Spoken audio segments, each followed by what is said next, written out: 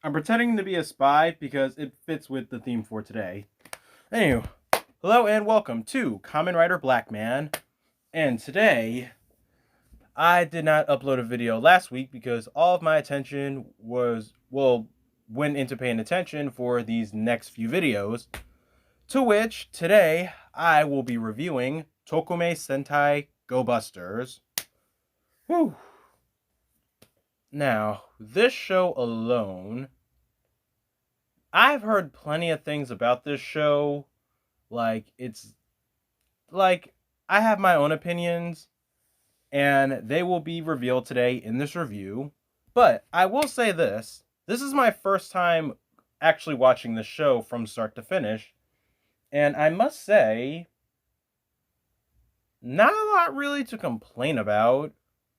Really, if there are any complaints about this show, I think they're mild at best, and I I really think I don't know words. I think they originate off of the fact that this came after Gokaiger, and this is right before Kyoryuger. But I think that's no need to criticize a show like this. To which, after the intro plays, I will get into.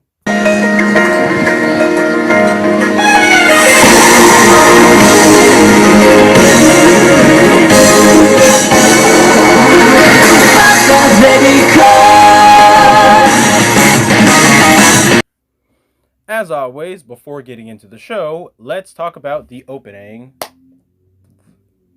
I will say this show does have two openings. I prefer the second one a bit more, and I'll explain my thoughts on that later. But the first opening, I think it's good.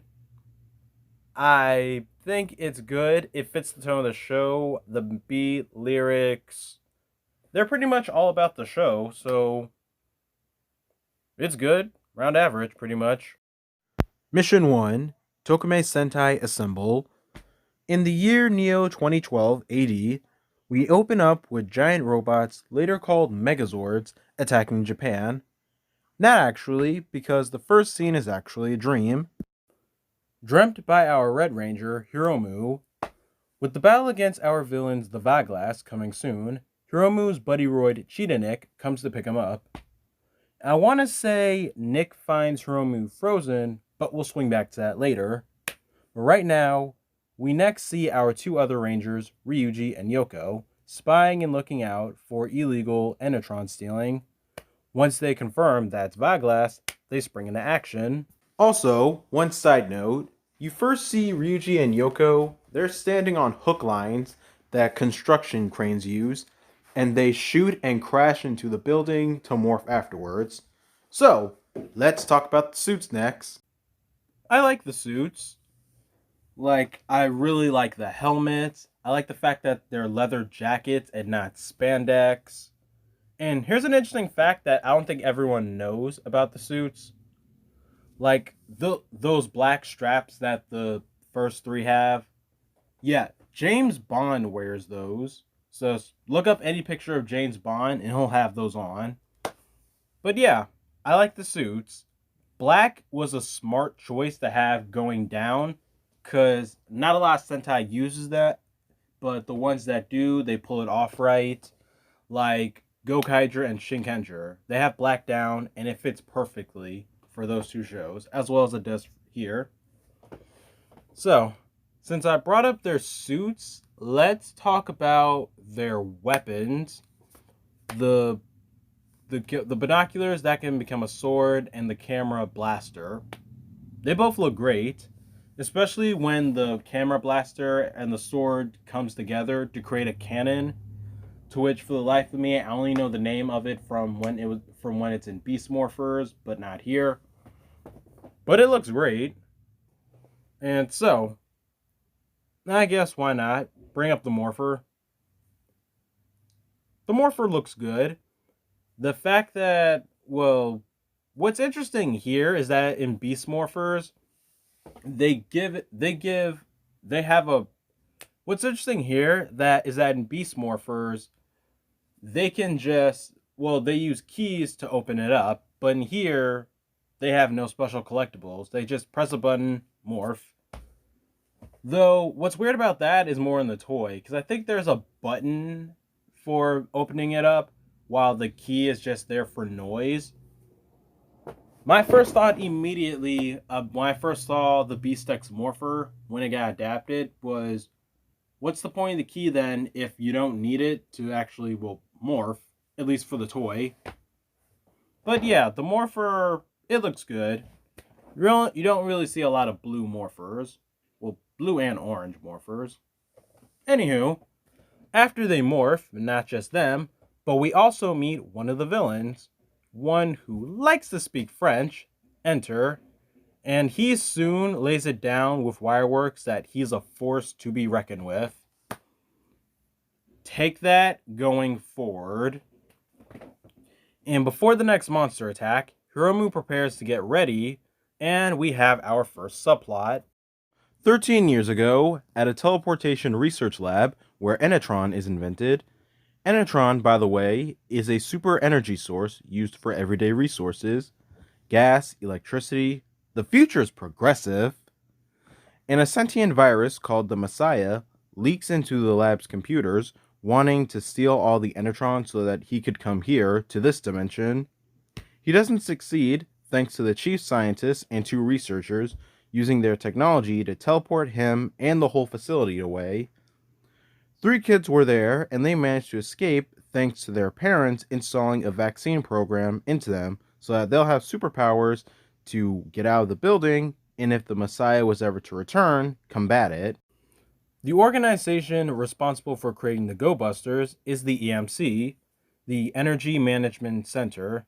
They deal with all things protecting Enetron. The other members of the Special Missions Unit are the commander, Takashi Kuroki, who was close to Hiromu's father and was put in charge of the kids after the incident, and those assisting him are operators Toru and Miho.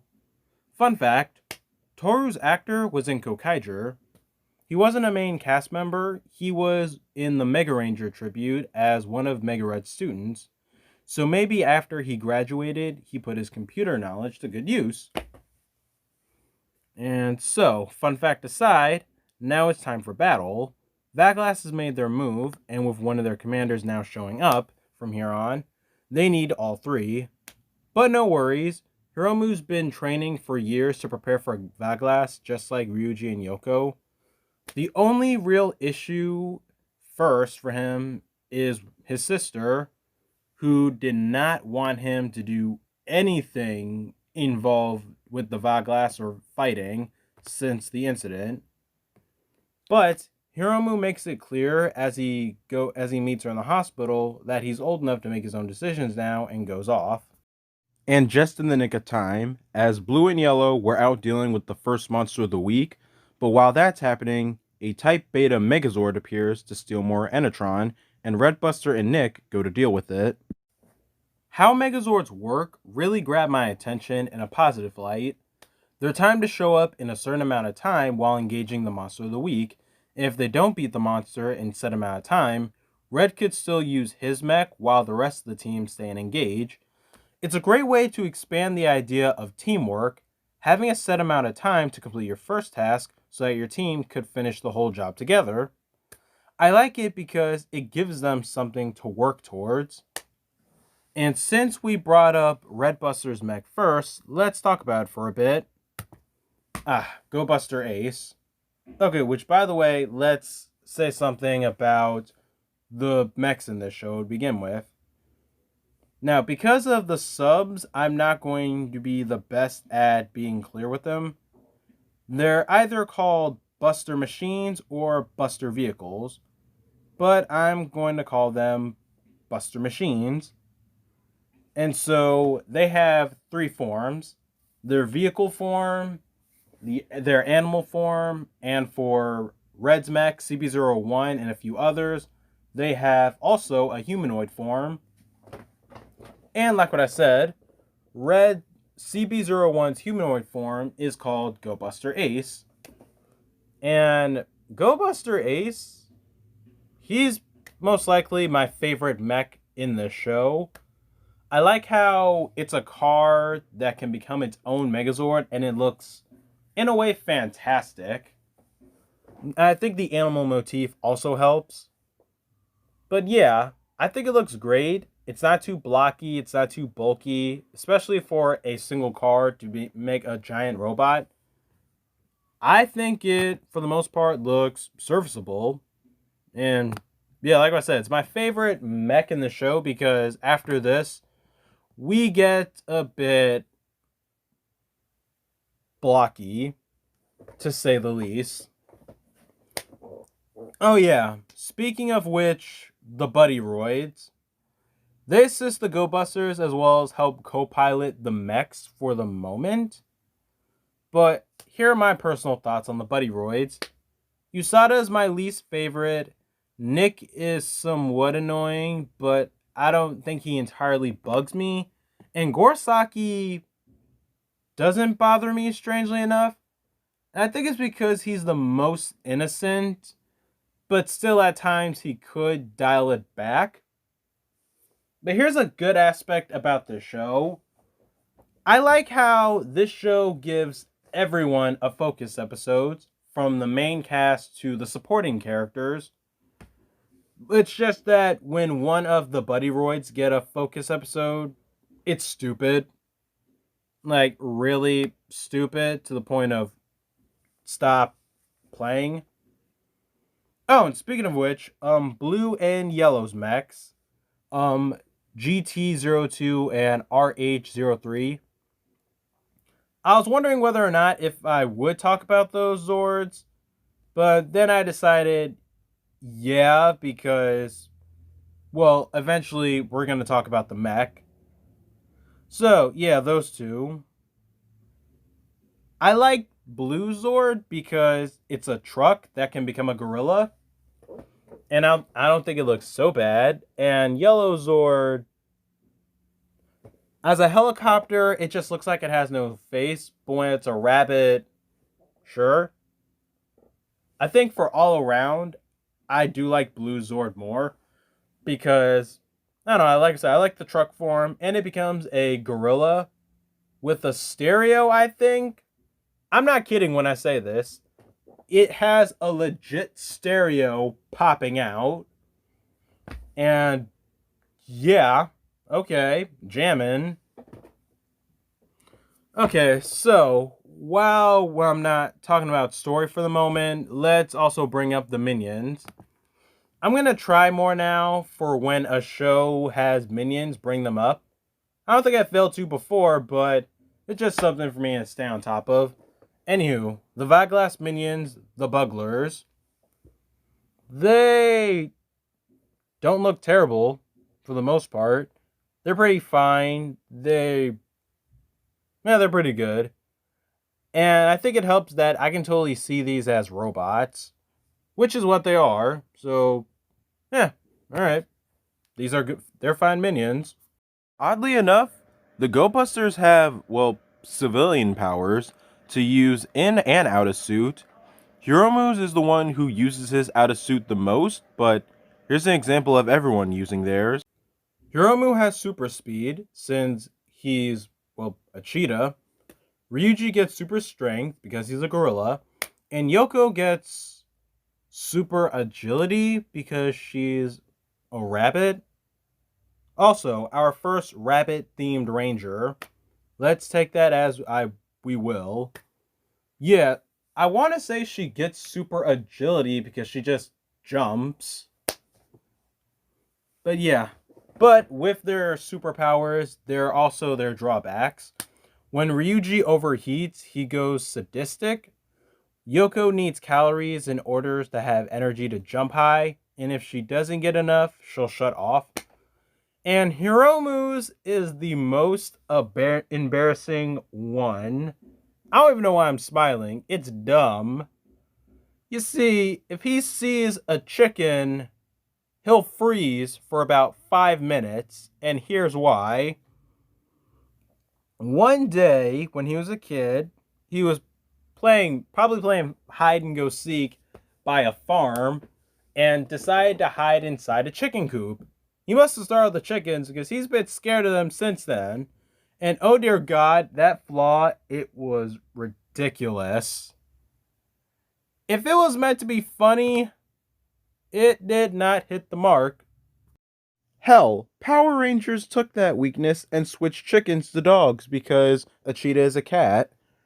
It's still ridiculous because how large and well a cheetah, but at least there's a connection that's not meme worth. Oh, wait. Episode 6 is when we get our team mech, Go-Buster O. And, let's talk about Go-Buster O. It's meh-ish.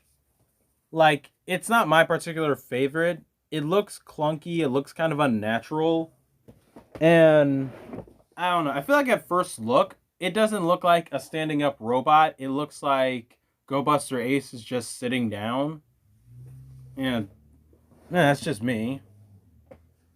But I will say this, though. I like the finisher. The finisher, Go-Buster O's finisher is it shoots out like missiles or something at the enemy to put them in like some force field and it slashes them to death. That's cool. But the mech design itself, it's not my particular favorite. Like, all the combination mechs in this show are a bit much. And all the simple ones are fine. For example, again, Go-Buster Ace. And so, Episode 8, there are blueprints for another Buster vehicle that Enter is after and manages to steal. And Episode 8 is also important for mentioning another character. When Ryuji was a child, he was into robotics and had a mentor named Masato Jin. And in a couple of episodes, he will come into play, as he was another person who went missing into the subdimension, where the subdimension, by the way, is where Vaglass is from. And so, all things concerning the new mech and Masato Jin come into play in episode 15. To send out a new Megazord, Enter has noticed a loss of Enetron and creates a monster to get more. Meanwhile, the commander has been away for the last few episodes, and it was actually Masato who contacted him to say he's back. To surprise, these are our 6 Rangers. Masato and his buddy Royd beat J Stag. Why does Toei consider them 6 Rangers when they're 4th and 5th? Well, who cares? The 2 of them are Beatbuster and Stagbuster. I really like these suits. I think Beatbusters is my favorite, probably because black and gold are 2 of my favorite colors. And I also really like his helmet. It actually portrays a beetle and not a praying mantis. Hasbro. But yeah, I like their suits. Stagbuster's suit is also good because I really like the helmet on that one too. They're good suits. And yeah, favorite parts of those suits would definitely be the helmets. Although everywhere else looks great too. But I always was curious about something with Beatbuster. And it's those pads that he has on his legs and why he had those. Part of my answer was questioned when I saw them transform. And they were first on Jay's legs. And then they transferred over to him. But I always thought, wouldn't those just slow him down? With those being like a bit huge on him? Apparently not, since he can run fine. And you know what they say? Thick thighs save lives.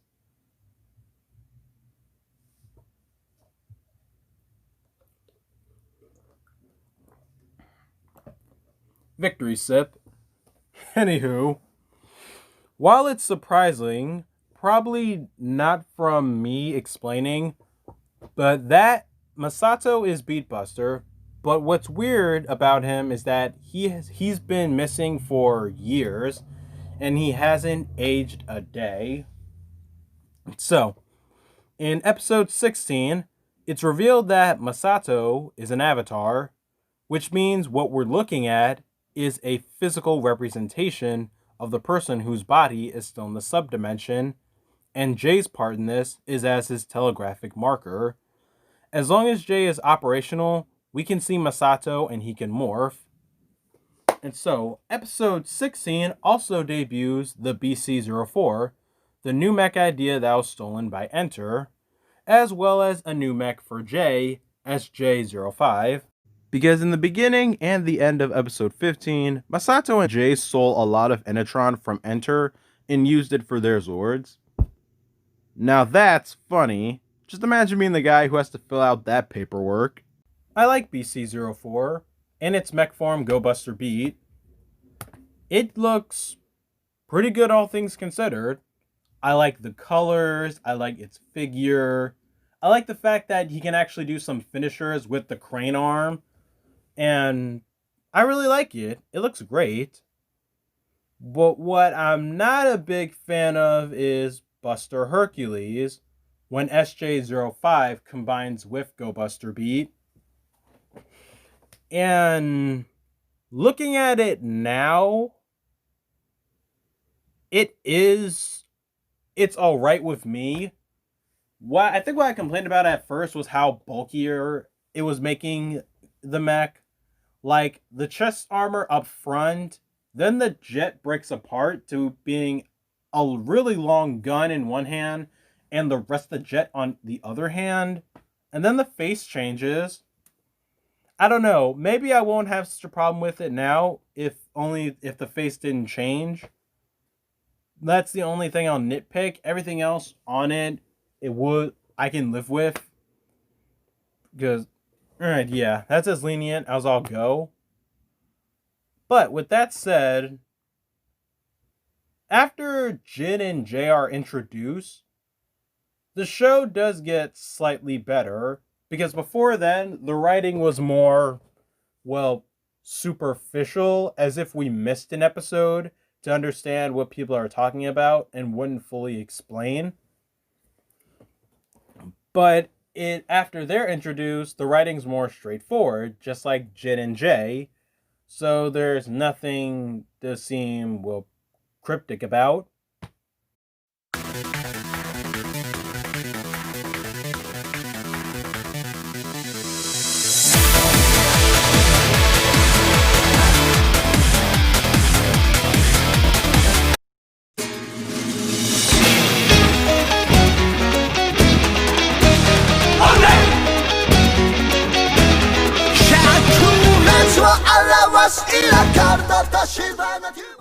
As mentioned before in the last video, starting at episode 28, Go-Busters starts using a whole new opening, which I prefer a lot more than the original opening because it's so much more upbeat and out there with how hype it is. It's just slamming. One thing that the main three Go-Busters were really hoping for from Masato is an idea for them to enter the subdimension themselves to fight Messiah. And also, if Masato's been in the subdimension for so long and appears fine, could the same be said about their parents? So, episode 20, this is when we get the combination of Go-Buster O and Buster Hercules called Great Go-Buster. And it's also the first time that the Go-Busters meet the Messiah, but only for a moment until he goes back to the subdimension. So, let's talk about Great Go-Buster.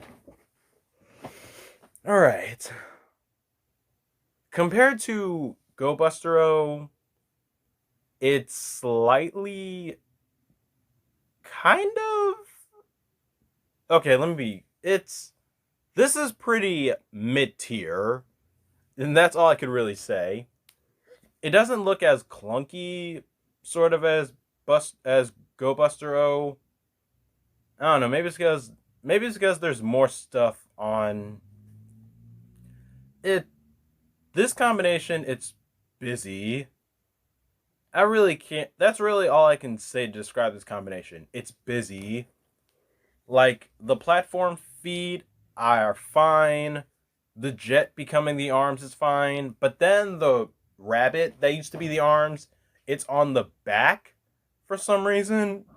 Probably because there's nowhere else to put those parts that used to be the arms. It's just, well, busy. And I don't know what. I'm looking at it now, like, my mind's immediately going towards the chest. There are, like... Okay, no, they're, like, two... There's, like... The chest has to stick out to, like, this much, because there's just a lot going on. The platform feet, I don't particularly mind as much, although they don't do it right like how they used to in the old days. But it's... It... This combination is really busy, and that's all I can really say about it. Oh, and as for episode 20 itself, I found it to be a good episode because the monster of the week sets up illusions for everyone to fall for, and Hiromu's is of his family. I appreciate it because of how much it must hurt to bear those feelings of not having your family be whole, but saving the world is just more important right now. And even Masato makes a point of it, that real strength is knowing what your weakness is, just so you can get stronger. And now, episode 22, we get a new villain who has two guns named Gog and Magog. And if I was to ever use a clip from Cowboy Bebop, here it is. I love the kind of woman that can kick my ass. Our new villain is a female avatar named Escape, a dual-wielding sniper that Messiah created since Enter is constantly failing to beat the Go-Busters. And yes, I am aware that she's very hot. Limit those thoughts in the comments section. So, Jin is hiding something from everyone because it's too particular how he looks exactly how he did 13 years ago. And since he's an avatar, any physical damage that should hurt him will instead hurt his actual body that's in stasis. But how has the subdimension stopped him from aging? Ryuji tried to ask Escape about it while fighting, but all it did was start the rivalry between them. So, in episode 28, going into episode 29, Enter had stolen extra Enitron from Masato and has been using it to evolve Messiah. So now it's time to enter the subdimension to stop him permanently. Now, episode 29 proper begins with the EMC receiving an SOS from Hiromu's father and everyone else that's from the research lab. They have actually been working for Vaglas the entire time. Oh, matter of fact, Megazords were actually the research team's idea, and clearly Vaglas has been using them. To even confirm that it's Hiromu's dad, Masato reveals that he's stayed in contact with everyone the entire time. Within the moment of the team being subjugated into Vaglas and Masato preparing for himself and Jay, everyone needed time, and now it's here. The subdimension, on the other hand, is no joke. We've gotten a few illusions of what it's like up till now, and it's a completely different atmosphere that's dangerous for people, and the teleportation marker they received to go there will only last for 3 hours, so they're teleporting there through Great Go-Buster. But before they leave, Enter and Escape learn of the deception and slow them down from leaving. Everyone manages to get ready except for Hiromu, who's caught up with Enter, and once he gets a chance to leave, he doesn't use his super speed to get out of there, and instead moves normally, which obviously doesn't work. The reason that bad things happen to you is because you're a dumbass. Now, this is only one of 2 complaints I have with this issue. That's one, while Hiromu is busy with Enter, everyone else is set to go, and Escape is leading an army to their hangar. My complaint is that Hiromu makes it there before them, when it should have been the other way around. Did Hiromu take an elevator, or did Escape take the stairs? They make it to the subdimension, and Enter and Escape just decide to finish them off there, and don't destroy their hangar and kill everyone inside. I'm not saying I would want that, but with their enemies gone from there, you'd think they would just because, well, evil. Although, that would mean that their next job is to protect their boss. Once they get to the subdimension, they fight a platoon of Megazords and activate their override system to be able to walk around the subdimension with no problem. And the episode ends with Messiah's new form, Messiah Cell, along with his army of revived monsters. Now, let's talk about Messiah Cell for a bit. It looks good. It definitely looks like a computer virus type of monster. Huh, good over here. I like it. And so, episode 30, Shut Down Messiah. Everyone goes after Messiah, and while aren't lucky at first, Hiromu, Ryuji, and Yoko stumble into a room where a Christmas party was held because they did separate from their families on Christmas. They find pictures of the crew, and another thing I wanted to mention up to now because it was actually has some importance to the story. 2 episodes before now, Hiromu attends an award party for his sister. Yeah, she's a children's book illustrator, and in her book, she drew in 2 dogs named Gog and Magog. That's what Escape calls her guns. And she says the inspiration came from her mother's dog statue. It's possible that both Enter and Escape are composite avatars of the people that were absorbed into Messiah. And there's even some evidence for Enter 2, which are a pair of goggles and some photos that have French quotes on it that even Enter says. There's no time to dwindle on that now because they find Messiah again, but not his avatar form, Cell. His actual presence is in his core. After everyone teleported the kids in the Buddyroids out of the building, the people inside were converted into data and absorbed into Messiah. They've been the leaks responsible for supporting Masato's efforts. And this is where it gets personal. The only way to beat Messiah is to destroy his core, thus killing everyone. I gotta be completely honest, I saw it coming a mile away that everyone was turned into data. But instead of trying to save them and prolong the shocking reveal, which, to be honest, some shows have done it before, they instead go forward because they didn't come this far to lose. There's no second thought to it. They go and beat Messiah, destroying his core.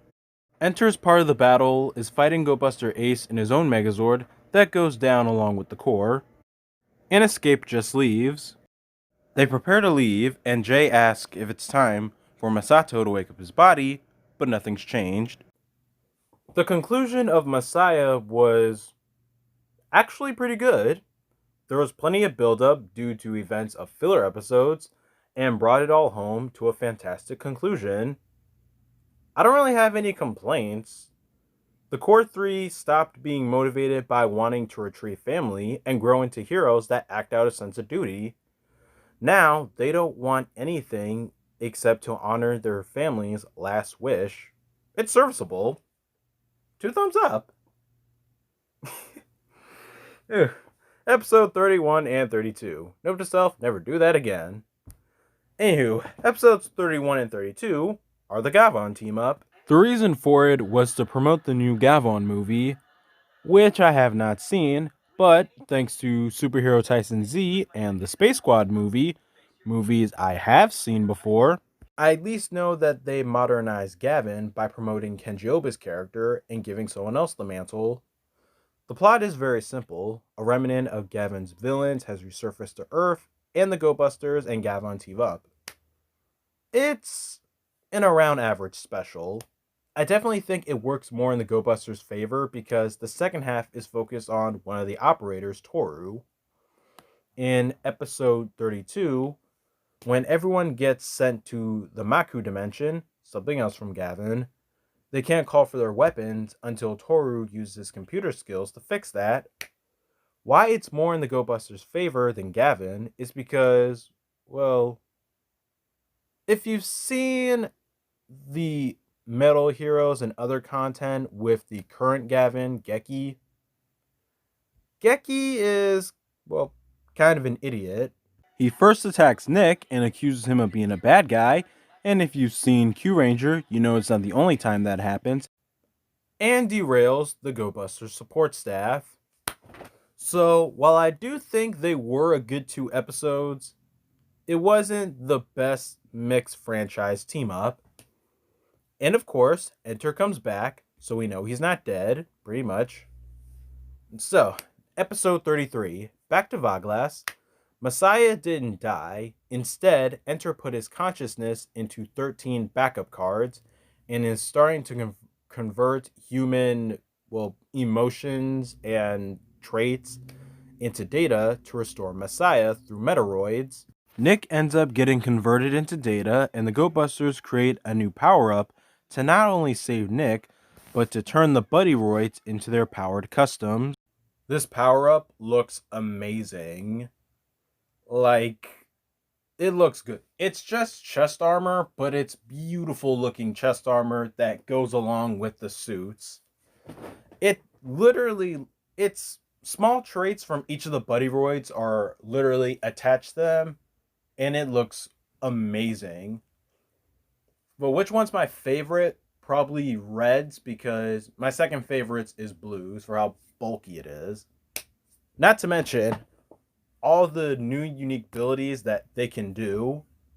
Red can teleport, blue becomes an alchemist, and yellow can triple jump. So, like, while she's in the air, she can just step anywhere, like triple jump, like that, sort of. I think that's what it is. And it's amazing. Also, if we're going back to Red for a moment, he gets his own straight up finisher called the Volcanic Attack, which is cold. I mean, like, it's a hot finisher, but the fact that he can transform into a cheetah just to charge through. Cold. Yes.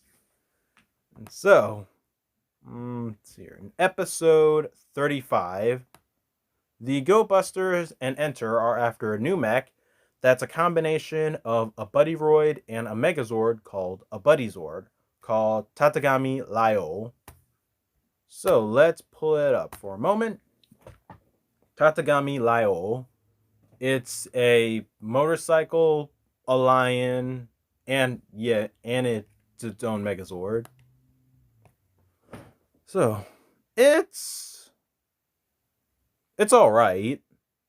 It's not so bad. Actually, let me be completely honest right now. It's fine. It looks totally fine. It's totally fine. It's good for it, what it is. Ooh, and Tatagami Laio is also the key to the last 2 combinations of the show, Go-Buster Laio and Go-Buster King.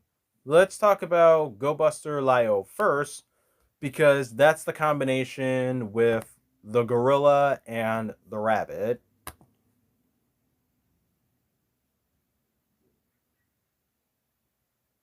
I think I might like this a bit more than Go-Buster O. I think it's because it's just that I think it's the good mix of blue and yellow that's doing it for me when I see this. Yeah, I think that's it. It looks good. It's not bad. It's good. And now, the final combination, Go Buster King. This it's fine, pretty much. It has all the fancy stuff that was with Great Go Buster, but now it's with the lion, to which it probably works a lot better with the lion as opposed to with Go Buster Ace, because maybe it's because that with the lion it looks less clunky and more fluid for a Megazord. That's probably what it is too for Go Buster Laio too. It looks more fluid. So good. And so, episode 37, while just a filler episode, but Escape unleashes her new combat form, which, if you've seen Power Rangers Beast Morphers now, while it's in season 2, this is Roxy's new form. Escape Evolve. It looks good. It totally, oddly enough, this actually totally fits the character. Like, I'm not kidding. Purple is a good color, but how it's designed so metallic, it's like, it feels like it's a total reflection of her, and it feels kind of weird, but it is, and it just looks so nice. Anywho, but episode 40, we finally get more of the deal with Masato. 13 years ago, Masato was experimenting with teleportation, and Messiah's attack on the research center caused his work to fail. In the teleportation process, his body was and wasn't converted to data because it's back in the subdimension, but it's starting to deteriorate. Masato's body is basically half data, and if he could collect all the fragments of his body, he could wake up from the subdimension. And how convenient, one of Messiah's backup cards has Masato's data on it. Speaking of which, there are 6 left, and one is inside of Enter, which may, or he could have always been able to do that. Unleash his own combat form, Enter Unite, and it looks gorgeous. It looks gorgeous. I like that he gets a rapier sword. I like the detail on the chest. It just looks, again, it looks like it fits Enter as a person or character. It's like, for Escape and Enter, they both get monster forms that totally reflect them. I really can't think of any other shows where it's totally like that at all. And so, episode 41, we get a one-off character that appears in Tokumei Sentai Go-Busters, the movie. While it's played by a different person in that movie, here's who it is. Pink Buster. She apparently is a phantom thief who steals from bad guys. And no, she will never be as cool as Lupin the Third, because only he can pull it off and still be awesome. He can. So, episode 43. It's the Christmas episode. I'm not bothering with the plot. Enter just reveals to Escape that he never intended to bring their leader back, and instead wanted to create a new Messiah. And Escape, not happy about that, takes a Megazord and crushes Enter to death. Yeah, he's not dead. Knowing Enter, he would not die that easily.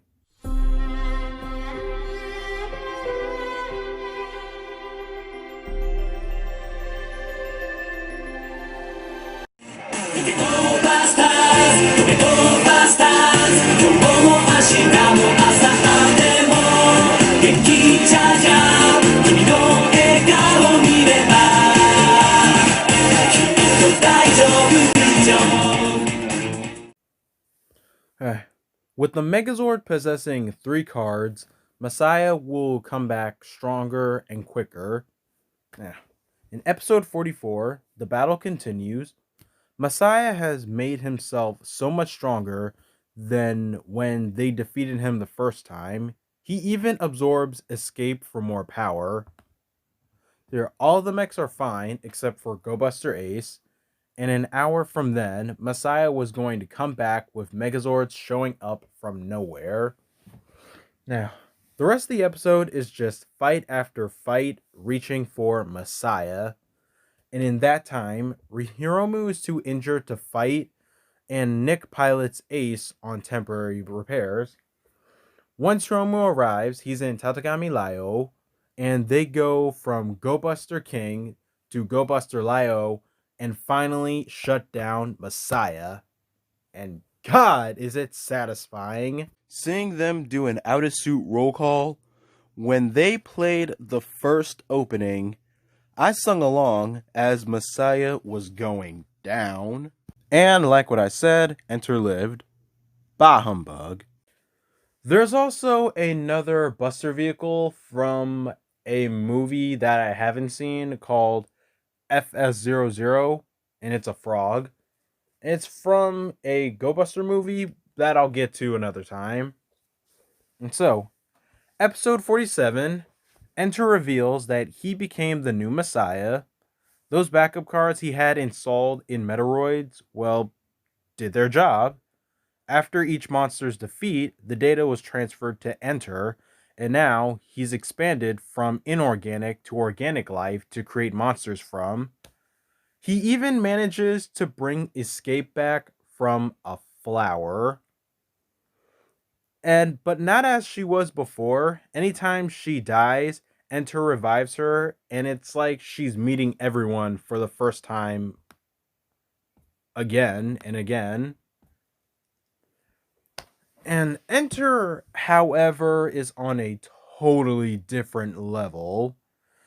With Enter as the new Messiah, he can't exactly die because of a certain backup card that he has inside of Hiromu. Yeah, he installed a card in him a while back, and as he lives, so will Enter. Episode 48. With the special backup card inside of him, Hiromu takes a chance. He's going to lure Enter to him to believing he's attempting suicide, when really, it's a fight to the death between those two. Enter, however, wants to put him into a coma. Not kidding, that's actual dialogue. Everyone else runs to stop Hiromu, but are sidetracked by Escape, who's been out killing animals. I'm not kidding, she's gone off the deep end. The final time she revived, she murdered a crow. Who does that? Anywho, Escape grows giant size because Sentai can't get away from using that, and the Go-Busters finally destroy her. Back to Hiromu and Enter. Hiromu tries a finishing move. It fails, so he tries again, but this time he goes to do a suicide move, hoping to take Enter out with him. And it fails, and falls even more into Enter's frickin' favor with Dark Red Buster. In episode 49, Enter grows so much more stronger as he becomes his own version of a Go-Buster called Dark Red Buster. And Dark Red Buster just looks so damn cool. It looks a lot bigger than the regular Go-Busters. I think it's because of the shoulder pads. What animal even is that? A tiger? A saber-toothed tiger? It just looks awesome. And Dark Red Buster is the shit, basically. Oof. After their battle for today, Enter starts making cocoons out of Enetron tanks, where one will emerge into a Megazord. Masato has come up with a plan to take the card out of Hiromu's body, and after saving 2 kids and Enetron turned cocoon, they want to take it a step farther to do this and bring Enter with them to the subdimension. Enter's Megazord emerges, and the Go-Busters' 3 Megazords force Enter down one of their hangars and enrage to be teleported into the subdimension. And now we have finally reached our finale. Episode 50. Final mission, Eternal Bonds. Everyone manages to make it to the subdimension. Hiromu and Yoko soon run into Enter, but are saved by everyone. Masato takes everyone to his private hangar and reveals his plan. He's going to transfer the Messiah card from Hiromu into himself, but the consequence is that with how much Masato's comatose body has decayed, it won't handle the Messiah card, and it'll end up killing him. Again, to quote Mr. Spock, The needs of the many outweigh the needs of the few. So everyone's down with Masato's plan. They encounter Enter for one final battle, and he is pissed that everything's falling apart. The final battle starts in the Zords, and they destroy Enter's Megazord, and then back to the ground, where everyone does Red Buster's Powered Customs finisher, Volcanic Attack. Enter does his version, and everyone joins Hiromu for his, finally killing Enter, while Beatbuster disintegrates. Everyone's exhausted from the battle, with the subdimension imploding on itself right in front of everyone. Well, yeah, they hightail it out of there. So yeah, that glass is destroyed. Ryuji becomes an engineer. Yoko starts high school? How high school works or how school works in general in Japan eludes me. And could no one bother telling me how the Japanese school system works? One time I got that from a guy on a tier list, and I really think that he was just trying to be a smart ass. And Nick and Hiromu ride off into the sunset. The point is that it's on the same bridge from when the show began, but yeah, that's the end of Go-Busters. This is a great show. Seriously, like, why do people not like this show? The villains, save for the Messiah, are brilliant, and I'm not gonna lie. This is a good show that's a becoming of a hero story, and it's there in so many ways, and I like it all just so much. I don't think I hate anything about this show. It's all pretty good. Well, that's at least my opinion.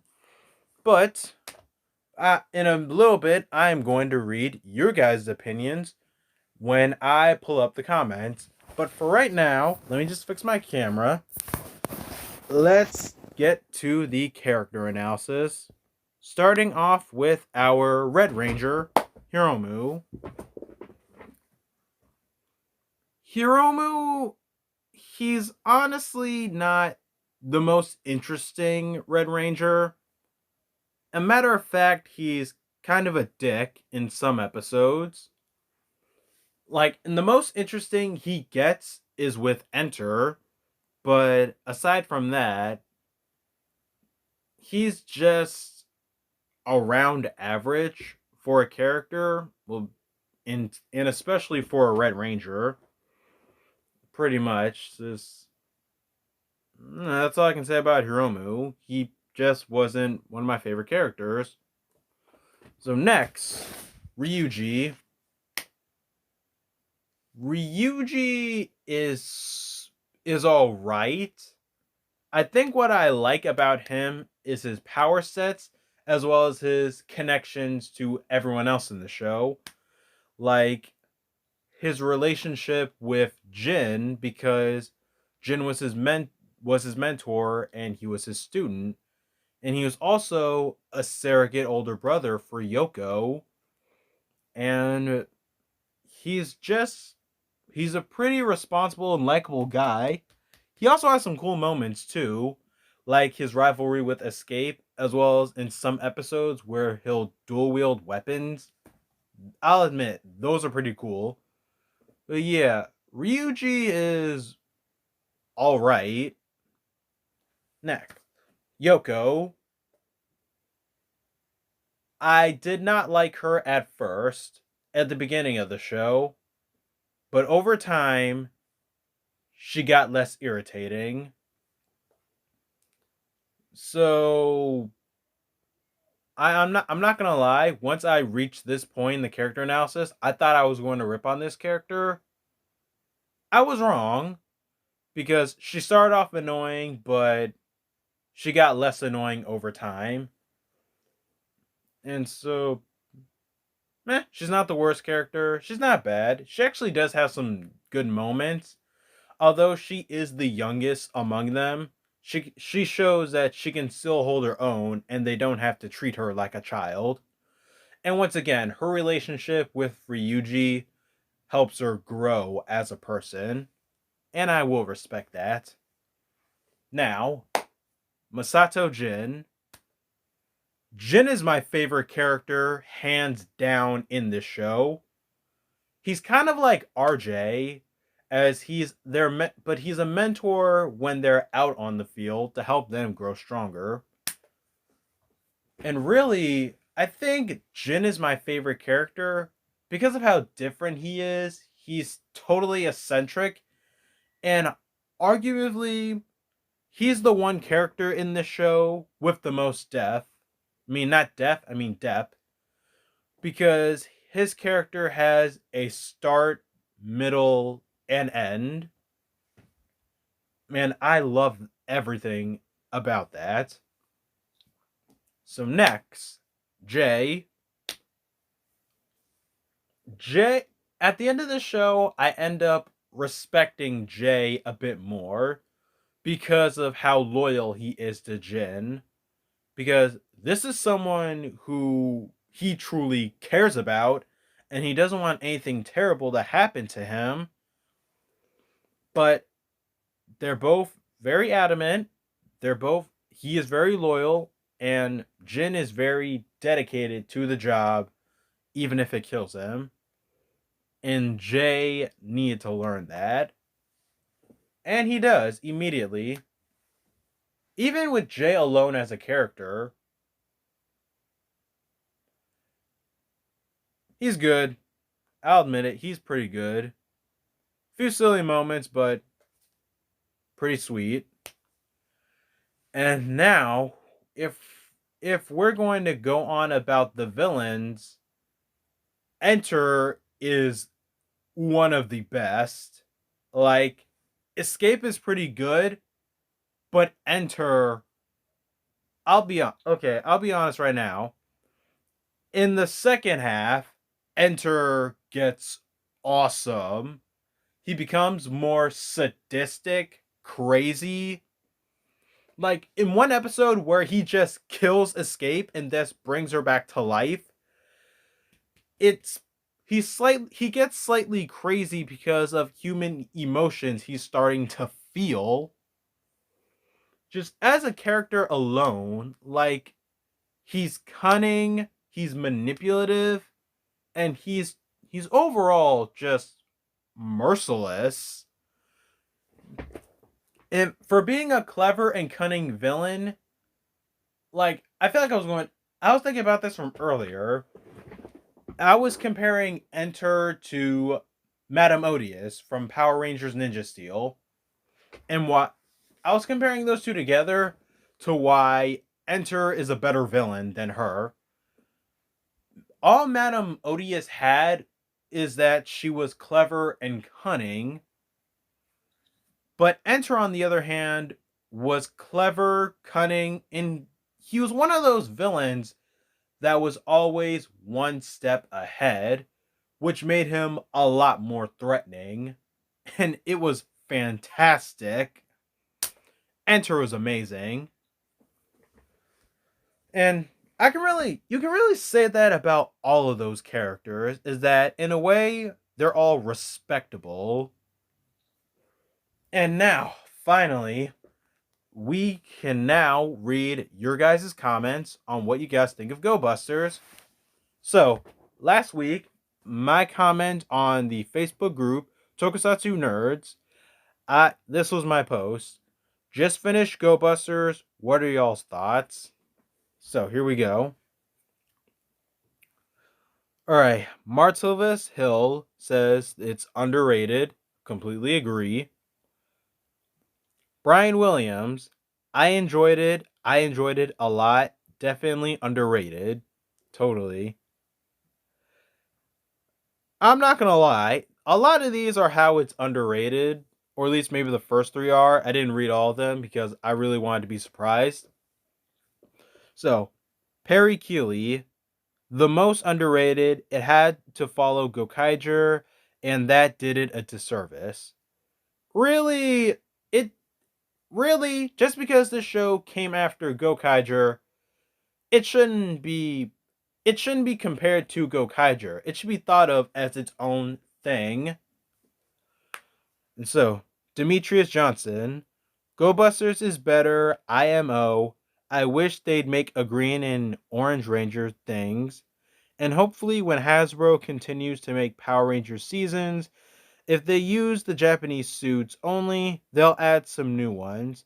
But Go-Busters was still pretty decent. Alright. Marshall Mack, that this animal theme will be adapted to Power Rangers. Oh, wait. Or I don't get what this dude's trying to say. Moving on. Earl Thomas, This was hands down better than Power Rangers. The story don't really talk down to... Okay, the story or whatever, dude, grammar. The story don't really talk down to kids. Sentai is a little bit more mature. They understand that their Sentai characters may perish. Everything is not always happy at the end, but the job is done. They don't always over explain and make weapons so powerful just to be downplayed in the next episode. I get what this guy's trying to say, but dude, fix your sentences all over. And that's exactly how I feel about this show. And like I said before, I feel like the writing was a bit superficial at first, but then once Jin and Jay were introduced, the writing got a lot better. It became a lot more straightforward. But that second half, though, that second half was tight. Like, you look at, like, that second half was just tight. Like, Enter became, he took over Vaglas. He mind wiped Escape. The characters just kept giving it their all. And the story, while silly at times, were still good because everything built up to something at the very end. And the drama was still heavy.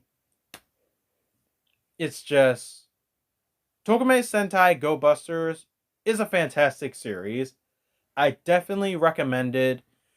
And just because this show came after Gokaiger and before Kyoryuger, it does not mean it's terrible. It's definitely underrated.